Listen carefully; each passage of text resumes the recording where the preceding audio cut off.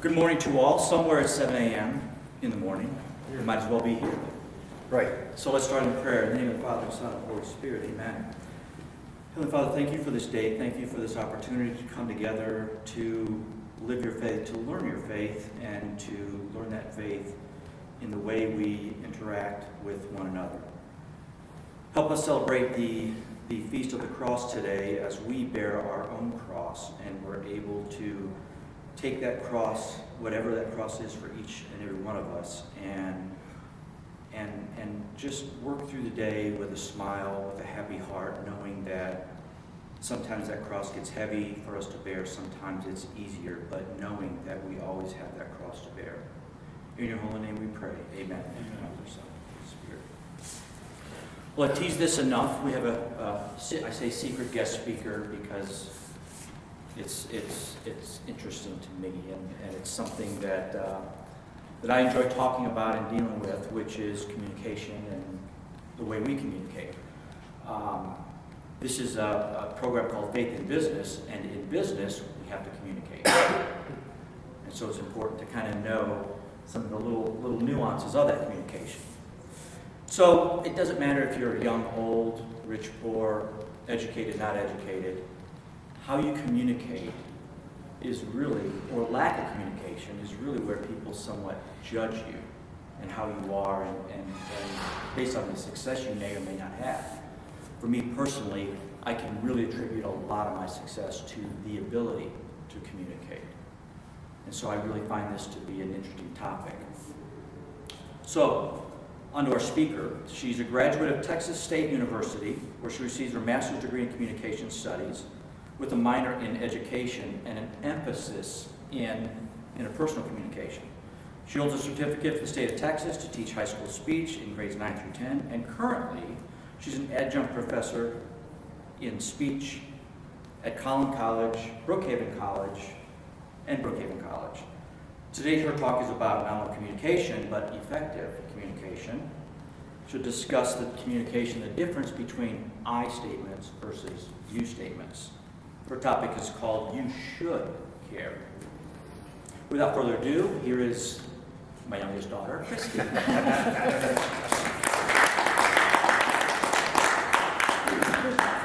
All right.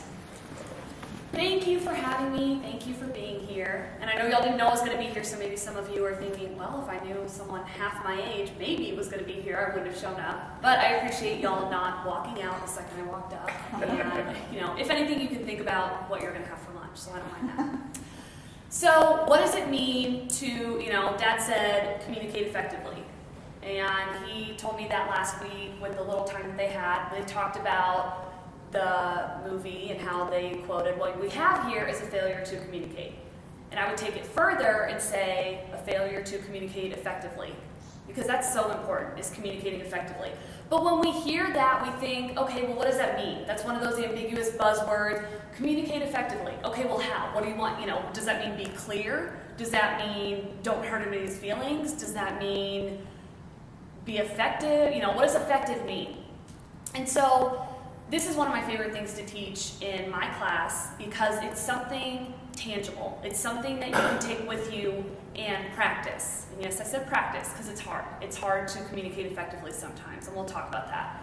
So, and then I'll wrap up with, and as I said, I'll be talking about I versus you statements, and then we'll wrap up with just the importance of verbal communication, which verbal communication are the words that we use, okay? So what are I versus you statements? Well, we'll start with a you statement.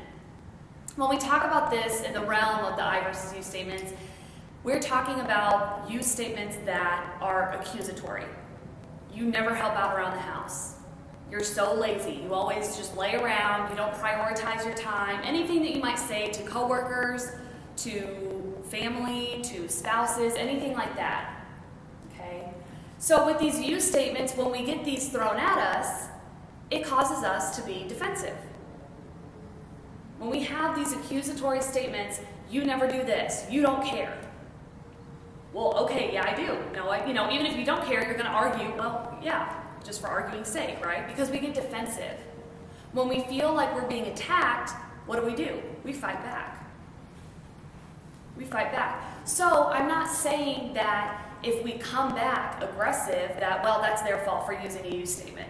No, but we can't really blame people when we come at them like that, accusing them, even if they do that, even if they are lazy, even if they don't help out around the house.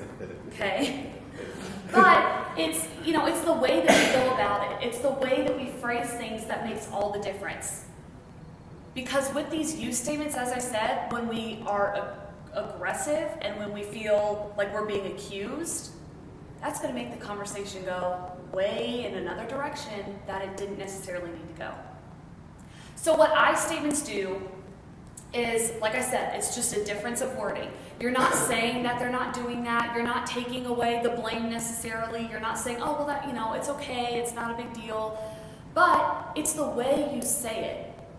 And when I say these, I know it's going to sound like therapy 101. You're like, wow, I didn't know I went to marriage counseling. But it's so effective and it's so important that we rephrase these things. So instead of saying, you never help out around the house, a more effective way to communicate that frustration is when you don't help out around the house, it makes me feel like you don't care or whatever.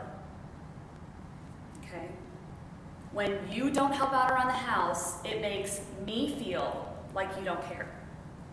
So again, you're not taking away the fact that they don't help out around the house. You're not saying, okay, well, I guess since I can't use a you statement that, okay, it's not their fault.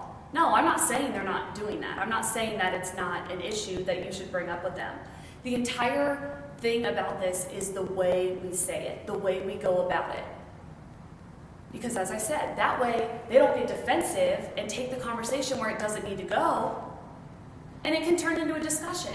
Because if you care about someone, okay, well, I feel like this.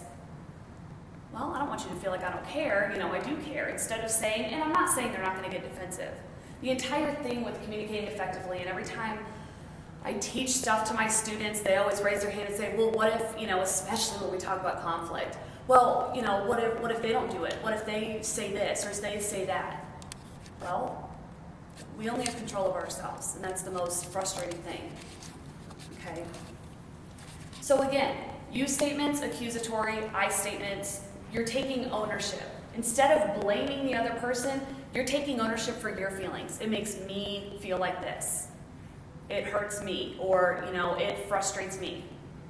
It's not avoiding the term you at all. And that's what, my students, y'all probably are fine with this, but my college students that are fresh out of high school sometimes have trouble with that. It's not saying, okay, well, let me use a buzzword instead of saying you. No, you can still say, when you do this, it makes me feel like this. Okay? And it's hard. It is hard, and y'all are probably like, well, you don't know anger until you've been married, because I get that. But it's hard, because I know in the moment you're angry, and even though you care, you're like, I don't care if I hurt their feelings. I'm sick of it. I'm tired of it. I'm fed up. It is hard. It is hard sometimes to communicate effectively, especially when we're at the point where we're frustrated. Well, you're always late. Well, you know what? You always get your project into me late. You don't prioritize your time well, whatever those you statements are. But I would challenge y'all to think about the fact that, let's break this down. If you are talking to someone, and usually, obviously, when we use you statements, it's someone that we're in a relationship with, whether it be a romantic relationship, a friendship, a coworker relationship, kids, spouse. You care about them. Yeah, in that moment we're mad and we're fed up, and you might not care about your coworker, but let's act like you do. But in that moment you might not care if you hurt their feelings. But let's take ourselves out of that. We should care. Because if you care about them, even though you're mad in that instance, you don't want to hurt their feelings. You don't want, we all know, obviously I don't think I have to be married to know that when we argue with people that we love, it's terrible. Even if it's necessary, it's terrible. It's one of those necessary evils that, you have to be able to have those conflicts, but do them effectively. But it's not fun. So why do we do these things that make the interaction go to terrible places that it doesn't need to go? It could be a quick discussion. Hey, when you don't help out around the house, I'll just stick with the same example. When you don't help out around the house, it makes me feel like you don't care. Oh, honey, I'm sorry, I didn't realize, I was at work all day. It's not that I don't care, it's that I didn't know you needed help. I didn't think to help you out. Which might sound dumb, but you never know. Okay? So do you see how that creates a conversation where they can explain themselves and you're saying, this is how I feel. I'm not blaming you, I'm not saying that you don't care, it just makes me feel like you don't care. And that way it creates this conversation that can just be a discussion instead of them getting defensive and saying, well, you know what, you never help out around the house, you clearly don't care. Okay, well, you know what? You want to go there? If I don't care, then I'll stop going to work. I'm sorry I was at work all day. When you can hear that unravel and all these things, and then we can get ugly. We can get ugly when we get defensive and bring up all these things, either that we've been harboring or that, came out of nowhere that I guess we kind of save for later sometimes. We think we got over it, but clearly not. And it turns into this argument that unravels. And whether you're getting to the point where you're yelling, whether you're getting to the point where, hopefully not cursing at each other, but everybody, has their own dynamic. Everybody deals with anger different. And you've been in those conversations with people, and you look and you're like, how did we get here? How did this end up, this small thing of me being frustrated? You came home from work, or maybe you came in late, maybe it's your coworker, maybe it's someone that works for you, one of your employees. You came in late, and all of a sudden, we're not talking. We are, raising our voice over something so small. It's hard. It's hard. It takes self-control. It takes that time of, okay, how can I rephrase this? And again, I cannot emphasize enough, I know it is easier said than done, because I still struggle with this. But it's worth caring about. It's worth taking the time to rephrase it. Because as I said, it's people we care about. We don't want to have those conversations, right? We don't want to have those arguments. We don't want to get in those screaming fights, whether the kids are around, whether other coworkers see, even if no one's around. It's not fun arguing with people. So the way we communicate it, again, we are not saying they're not doing that they're not, a terrible person or something, I don't know. But it's the fact that we are rephrasing it. We are saying it in a way that opens up conversation instead of causing them to get defensive. And like I said, I love this because it's something tangible that you can take with you. And as the title of my speech, you should care, which is a you statement. So maybe some of you are like, well, I do. Who said I don't? You don't even know me. I do care, okay? That's the irony of it. And, to go further of we should care onto verbal communication, which, as I said, are the words that we use. So nonverbal communication, which y'all are probably familiar with, even if you're not in the communication field. Nonverbal communication are things such as eye contact, hand gestures, the tone of your voice, smell, believe it or not. Okay? Verbal communication is what we do with our words. So going on from that, about the way that we verbally communicate with people, whether we're frustrated, whether we're not, we should care. We should care. Because as much as, I honestly hate the phrase, sticks and stones can break my bones, but words will never hurt me. Tell that to a child who's been bullied all their life. We all know that whether we think it's, irrational, whatever, there are children that end their lives because they get bullied. Because of words that other kids say to them.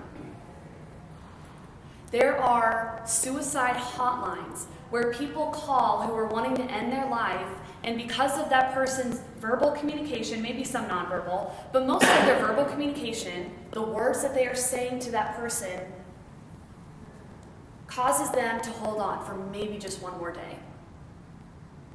If that's not powerful, I don't know what is.